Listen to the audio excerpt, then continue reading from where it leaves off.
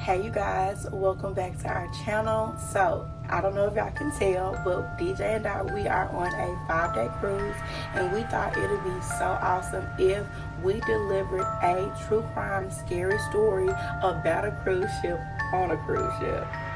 Y'all caught that? Okay.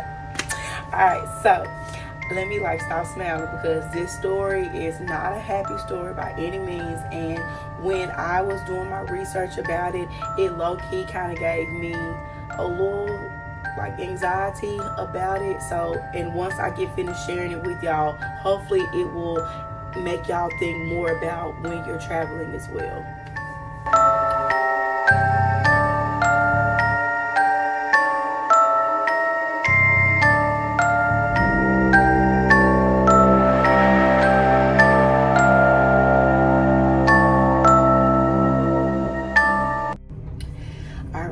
So this story takes place in 2017. There was a young lady by the name of Abigail. She was traveling with her mom, dad, and older sister on their first cruise. This was the first time that the family would be doing a cruise together.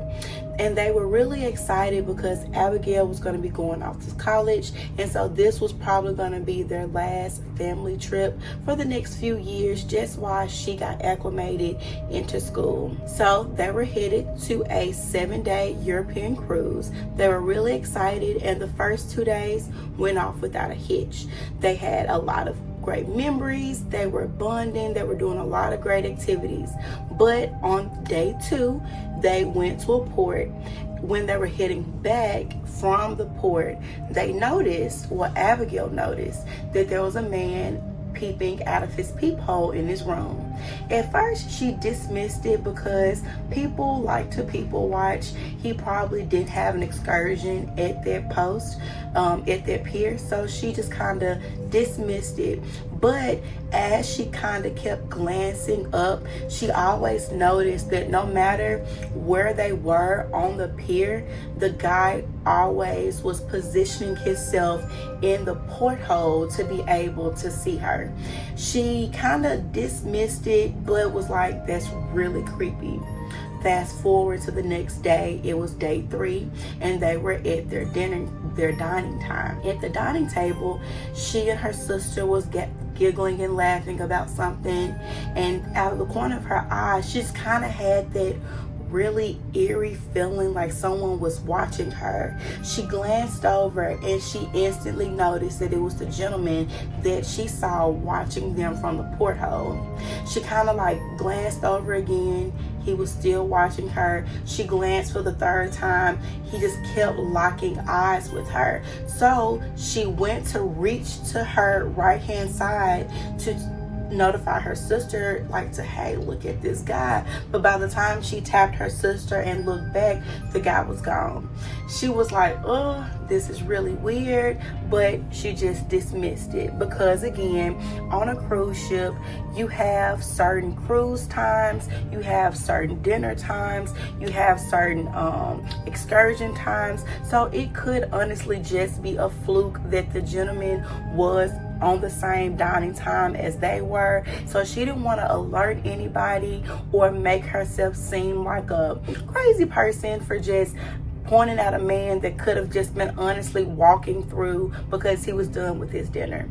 Abigail just made sure to be hyper vigilant. She just always made sure to look through her surroundings to see if she saw the gentleman. And y'all, literally every show they went to, every time they went to not the dining room, but when you're on a cruise ship, they have constant cooking, different cooking spots for you to go to. They have different restaurants for you to try. You just have endless places to go and eat outside of your dinner time. Anywhere they went to, if she went to go get pizza, if she went to go get ice cream, if they went to go to a show, if they went to go to a bar, he was always there. And it made her feel so uncomfortable that she just went ahead and told her dad, hey, I'm sorry, to like do this. I'm not trying to ruin our trip, but this guy is making me feel really uneasy. I don't know what to do because we're on a cruise ship. And her dad listened to her because, you know, he was being a loving and supportive dad. He told her if she sees him that night, which was day 4, at their dinner, to let him know, so that way he could kind of put a face with the activities that the guy was doing, so then that way he too could be on the watch for this guy. So they went to dinner, and literally on cue, she spotted him. He was walking in through the door, but again, not looking anywhere else, not trying to go sit down, not going with a family member. He just had laser beam focused directly on her. So she kind of like nudged her dad under the table to be like, hey, that's him. And the moment the dad saw him, he instantly got a really bad feeling, because in his head, like, the dad, from the way that she explained it, the way he was looking at Abigail, the dad felt so uncomfortable. He felt so unsettled. It was just the way in which he was looking at his child. He didn't like it. So when they retreated back to their room, he notified her mom and her older sister to be like, hey, y'all, be mindful of this guy. Abigail told me about him. I noticed him tonight. I really wasn't too crazy about the way he was looking at her. So y'all, like, just make sure that tomorrow, which was day 5, there's going to be going to another excursion on their next port. And so he just told them to be mindful of everything going around. Make sure they travel 2 by 2. No one goes alone to anything, just to keep each other safe. And everyone was in agreement. So the next morning, they were excited. Everyone just kind of like dismissed it because they didn't want to ruin their last official family trip, and they wanted to be able to enjoy it. And then they technically only had 2 more days after this. So she was just getting herself ready. She had her stateroom ship and sale card. She had her cell phone in her back pocket, because when you are having to get off the boat, you have to always show your ship and sale card, because that's almost like your passport for the boat. So she wanted to have that readily available. So she had her card and her cell phone in her back pocket, and had her backpack on her back, because they're going to be going to like a little hiking adventure at their port. When they were getting downstairs, she noticed that she didn't feel her cell phone in her back pocket. They were heading off the boat, and she started panicking because she thought that maybe she had left her cell phone in the room. Her sister told her like, hey, I'll go with you back to the room. And Abigail was like, no, don't leave, because I don't want us to miss our excursion. If you go with me, the likelihood of them leaving without us is high. But if you go and tell them, hey, my sister's coming, they will wait for me. So Abigail was like, literally, we're on deck 0. Our room is in deck 4. I'm going to run up the stairs real quick. We're right off the stairs. I'm going to grab my cell phone from the room and come right back down. And her sister was like, are you sure? Because mom and dad have already gone. And we promised them that we will always stay 2 by 2. And Abigail told her, like, I promise I'm going to be extremely quick. Just go ahead and go, so that they don't leave us. We spent too much money on this excursion for us to get left. Mom and dad will be pissed. So her sister was like, okay, I'll go. So Abigail went back onto the boat. As she was going up the stairs, she instantly felt a really eerie feeling. She looked over her shoulder, and there he was at the bottom of the stairs. So she didn't want him to know that she saw him, but she wanted to move faster because she didn't know what he was capable of. So she kind of put a little extra pep in her step. She kind of jumped the stairs really quickly to get up to the first floor. When she got up the first floor, instead of her going to the right, which is where her room was, she cut to the left, because she was able to duck herself in this corner to peep around to see, was he gonna go in that direction. Y'all, literally her heart sank when she saw him get up the stairs and immediately go to the right. In that moment, she knew that he had to have taken her cell phone, because why else would he know which floor to get off on, know which direction to go to get to her room? She decided to book it back down the stairs where a lot of the crew members were, because everyone was debarking for the excursion at the port. So she ran back downstairs, got the attention of one of the crew members, and told them, like, hey, this guy, I've been noticing him. I've been feeling really unsafe. My parents have already went to the pier. My sister is already at the end of the pier, and I need to go back to my room, but I don't feel comfortable. The crewmate radio security met them down at Dock Zero. She kind of reiterated everything to security, and security said, okay, well, we will escort you back to your stateroom so that you can retrieve your cell phone, and we'll also take a look to see if the gentleman is at the room. The security guards used her room key to unlock her door. The moment they opened up the door, the creepy man was standing in her room, and he lunged forward. I'm assuming he thought that it was her opening up the door, but it was actually the security officer. So the security pinned him down on the ground, had his hands behind his back. The whole time he's screaming her name, Abigail! Abigail! She jumps back in fear, pins herself to the wall, like, how does he know my name? Like, what's going on?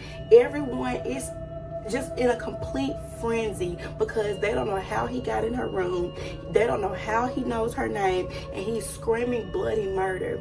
The security guards end up escorting him out of the room. The entire time he's saying, Abigail, Abigail, please, no, Abigail, this is a mistake, Abigail. And she's looking at him in pure horror because she's like, how do you know my name? Why are you in my room? What are you, like, if it was me that went into the room, what were you gonna do? She was completely mortified. By this time, her mom and dad and her sister was being escorted by additional security guards into their room. She ran into her dad's arms. She's crying. She's hysterical because it was truly a near miss. They later found out that he actually stole Abigail's sister's cell key card, which is how he was able to gain access into their room. No one ever really truly found out how he knew her name, but if I had to assume, he probably overheard them talking. He probably overheard them calling her name once or twice, and that's how he began to, like, develop this infatuation with her. They ended up going back to his room. He had one of those Fiji's cameras that once you take the picture, you're able to, like, develop the picture instantly. Y'all, he had pictures of her on his mirror in his stateroom. Of course, all these pictures was him hiding behind something in obscure places, but taking pictures of her. He had at least 25 pictures of her just lined up on his mirror in his stateroom. One thing that I found out from her story is that there's a jail on the cruise ship. I'm assuming that it's like on deck 0, or if they have lower decks. He was actually apprehended and locked in the ship jail until they made it back to their original destination, where the police was there to take her statements and to also arrest him.